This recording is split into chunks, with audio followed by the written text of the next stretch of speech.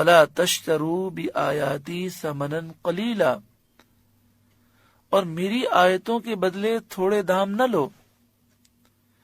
یعنی یہودی سرداروں کو خوش کرنے کے لیے یہودی علماء حق چھپاتے تھے۔ مثلا کوئی یہودی سردار آتا، وہ پوچھتا یہ بتاؤ کہ یہ نبی آخر الزمان جو تشریف لائے ہیں یہ سچے نبی ہیں؟ تو یہودی عالم کہتا کہ ہاں، آسمانی کتابوں میں تو یہی لکھا ہے۔ تو وہ نذرانہ دیتا، رشوت دیتا اور کہتا آپ یہ بات اپنے حد تک محدود رکھیے گا، لوگوں کو مت بتائیے گا۔ تو وہ اس سے وعدہ کرتا کہ ٹھیک ہے میں نہیں بتاؤں گا۔ تو فرمائے اس ذلیل دولت کی خاطر حق نہ چھپاؤ، وَإِيَّايَ فَاتَّقُونِ، اور مجھ ہی سے ڈرو، لوگوں سے نہ ڈرو کہ لوگ تمہیں تکلیف دیں گے، خاص اللہ رب العالمین سے ڈرو، حق کا اظہار کرو۔ یہاں پر میں ایک یہ وضاحت کر دوں کہ توریت، انجیل، زبور اور جتنے آسمانی صحیفے ہیں سب حق ہیں، مگر توریت، انجیل، زبور میں اور آسمانی صحیفوں میں رد و بدل ہو گیا۔ اب ہمیں اجازت نہیں کہ ہم پڑھیں، ہمارے لیے قرآن مجید فرقان حمید ہے، ہم اسے پڑھیں، اسے سمجھیں۔ مجمع الزوائد پہلی جلد صفحہ نمبر 174 پر ہے۔ حضرت جابر بن عبداللہ رضی اللہ تعالیٰ عنہ راوی ہیں، آپ فرماتے ہیں حضرت عمر رضی اللہ تعالیٰ عنہ کو بعض اہل کتاب سے ایک کتاب ملی، وہ اس کتاب کو لے کر نبی اکرم صلی اللہ علیہ وسلم کے پاس حاضر ہوئے اور اس کو نبی اکرم صلی اللہ علیہ وسلم کے سامنے پڑھنے لگے۔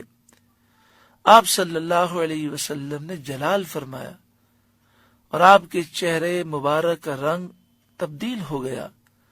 فرمایا اے عمر، کیا تم اس میں حیران ہو؟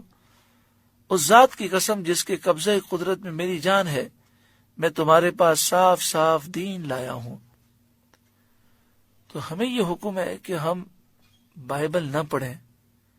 انجیل، توریت، زبور میں تو کافی تبدیلیاں ہو گئیں۔ یہودی عیسائی جو کتابیں رکھتے ہیں اس میں انہوں نے رد و بدل کر دیا ہے۔ ہمیں قرآن پڑھنا چاہیے، احادیث طیبہ پڑھنی چاہیے اور ان کتابوں سے دور رہنا چاہیے۔ ہاں، یہ عقیدہ رکھنا چاہیے کہ جو اللہ نے نازل کیا ہمارا اس پر ایمان ہے، اور جو انہوں نے رد و بدل کر دیا ہم اسے نہیں مانتے۔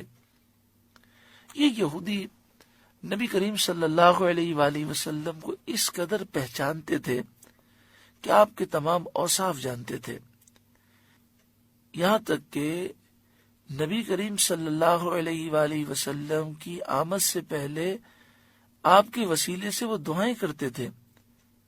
سورہ بقرہ آیت نمبر 89 پہلے پارے میں ہی ارشاد ہے وَكَانُوا مِن قَبْلُ يَسْتَفْتِحُونَ عَلَى الَّذِينَ كَفَرُوا، یہ یہودی کافروں کے مقابلے میں فتح طلب کرتے نبی کریم صلی اللہ علیہ وآلہ وسلم کے وسیلے سے آپ کی آمد سے پہلے۔ فَلَمَّا جَاءَهُمْ مَا عَرَفُوا كَفَرُوا بِهِ، پھر جب وہ آقا صلی اللہ علیہ وسلم تشریف لے آئے جنہیں وہ پہچانتے تھے، کفروا بہ، تو انہوں نے ان کا انکار کر دیا۔ اللہ تبارک و تعالی ہر ایک کو ہدایت نصیب فرمائے۔ دنیا کی ذلیل دولت کی خاطر یہودیوں نے اپنے آپ کو برباد کیا۔